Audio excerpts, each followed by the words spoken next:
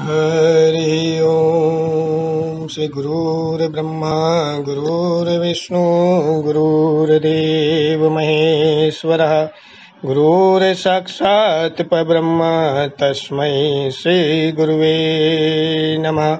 गजाननं भूतगणादिसेवितं कपितजम्बुफलचारुभक्षणम् उमासुतं शोकविनाशकारकं नमामि विघ्नेश्वरपादपङ्कजं कर्पूरगौरं करुणावतारं संसारसारं भुजगेन्द्रहारं सदा वसन्तं हृदयारविन्दे भवं भवानी सहितं नमामि।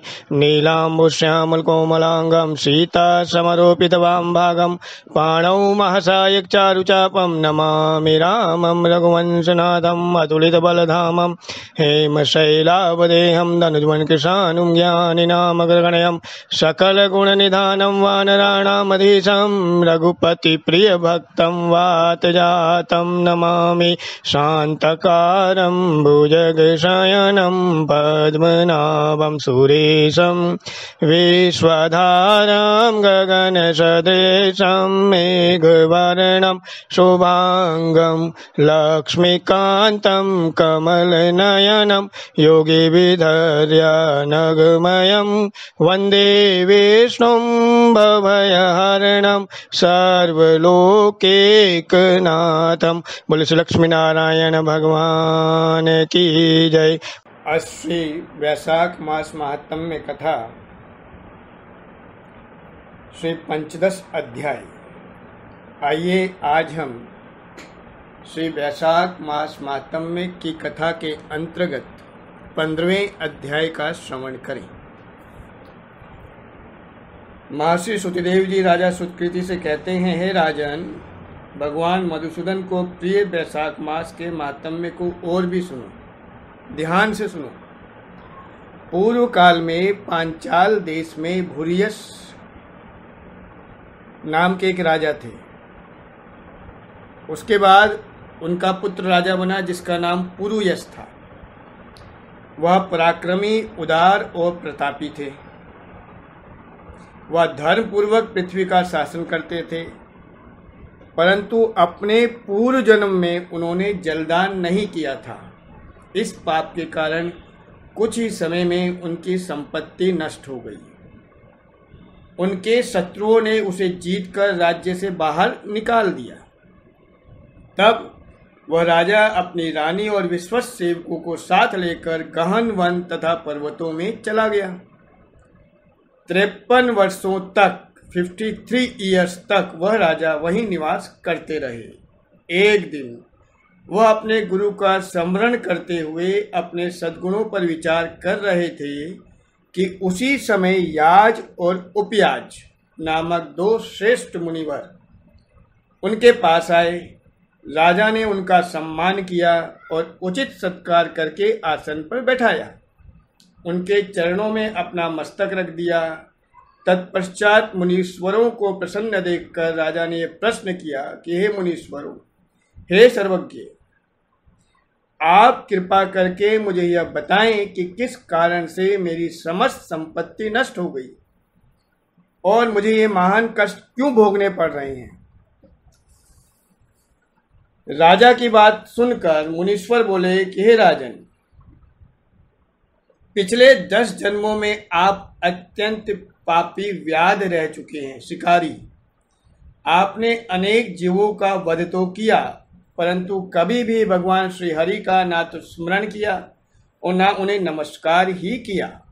इस प्रकार पापमय जीवन व्यतीत करते हुए आपने 9 जन्म काटे। 10वें जन्म में आप सह्याद्री पर्वत पर व्याध का जन्म लेकर पथिकों को पीड़ा पहुंचाते थे। गौड़ देश की प्रजा का मांस भक्षण करके जीवन व्यतीत करते थे।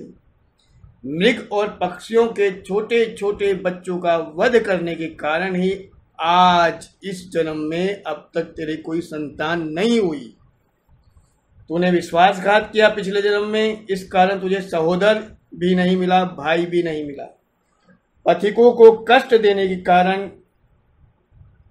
आप अब दरिद्र हुई। सदैव द्वेष करने के कारण आप महान कष्ट भोग रहे हैं।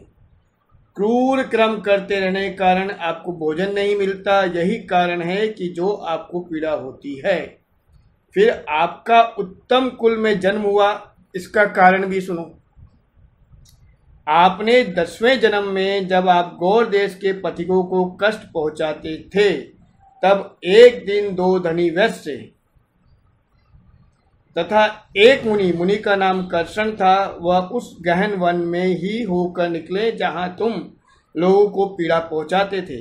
धन की इच्छा से आपने एक वैश्य को, एक व्यापारी को तो मार डाला, दूसरा व्यापारी धन पेड़ों के पीछे फेंक कर भाग गया और आपके उस खूनी स्वरूप को देखकर कर्षण मुनि भी जान बचाने को भागे, परंतु धूप और प्यास से विकल होकर वे समीप ही गिर पड़े। आपने धन का पता पूछने की इच्छा से कर्षण मुनि को मूर्छित देखकर उनकी सेवा की, उन्हें सुखी किया। स्वस्थ होने पर आपने मुनि से व्यापारी द्वारा फेंके गए धन का पता जान लिया तथा प्रसन्न होकर मुनि को निर्भय हो चले जाने को कह दिया। यद्यपि आपने अपने प्रयोजन की सिद्धि के लिए ही मुनि की रक्षा की थी, परंतु हे राजन, उसी पुण्य के कारण आपको अगले जन्म में महान राजवंश में जन्म मिला, क्योंकि अनजाने में किया गया पाप का फल भी भोगना पड़ता है और अनजाने में किया गया पुण्य का फल भी भोगना पड़ता है। कर्म का फल व्यक्ति को भोगना ही है। व्यक्ति चाहे जितना बुद्धिमान बन जाए, जितना चालाक बन जाए, जितना चतुर बन जाए, लेकिन कर्म फल का सिद्धांत अकाट्य है। कर्म का फल अवश्य में मिलता है।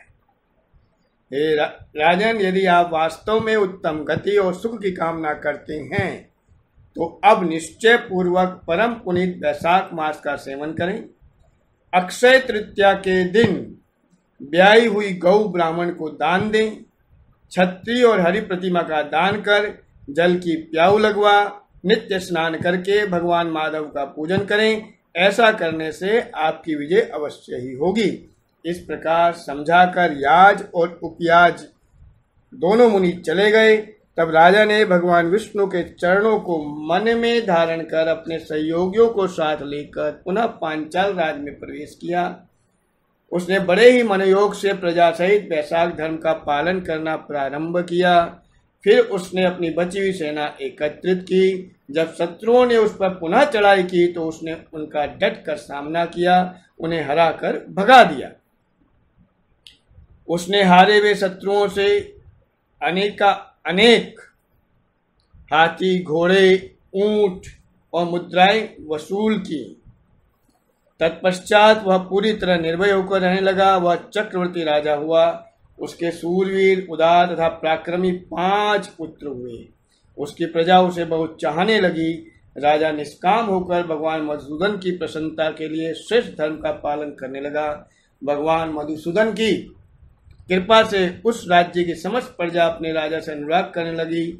उस राजा के पुण्य प्रताप और धर्म में प्रीति प्रगाढ़ देखकर भगवान मधुसूदन ने प्रसन्न होकर अक्षय तृतीया के दिन अपने परम भागवत स्वरूप में शंख, चक्र, गदा, पद्म, पीतांबर और वनमाला धारण किए लक्ष्मी जी सहित अपने अनुचरों तथा गरुड़ सहित राजा को दर्शन देकर कृतार्थ किया। बोली मधुसूदन भगवान की जय। बोल श्री लक्ष्मी नारायण भगवान की जय। भगवान के उस सहस्त्र सूर्य के समान तेज को देखकर राजा ने अपने नेत्रों को बंद कर लिया और हर्ष में मग्न हो गया। प्रेम से विह्वल होकर वो रोमांचित हो गया। आत्मविभोर होकर नेत्रों से जल वर्षा करता हुआ अति विनीत भाव से दोनों हाथ जोड़कर दंडवत करने के बाद प्रभु की स्तुति करने लगा। इस प्रकार 15वां अध्याय संपूर्ण हुआ। लक्ष्मी नारायण भगवान की जय। आज के आनंद की जय। बोली जुगल जोड़ी सरकार की जय। हरि ओम श्री आह्वानम न जानामि न जानामि विसर्जनं पूजां चैव न जानामि संहितां परमेश्वरी मंत्रहीनं क्रियाहीनं भक्तिहीनं सुरेश्वरी यत्पूजितं मया देवी परिपूर्णं तदस्तु मे परिपूर्णं तदस्तु मे परिपूर्णं तदस्तु मे। बोली जुगल जोड़ी सरकार की जय। आज के आनंद की जय। सर्वे भवन्तु सुखिनः सर्वे सन्तु निरामया सर्वे भद्राणि पश्यन्तु मा कश्चित् दुःखभाग् भवेत्। श्री हरये नमः श्री हरये नमः श्री हरये नमः। बोले जुगल जोड़ी सरकार की जय।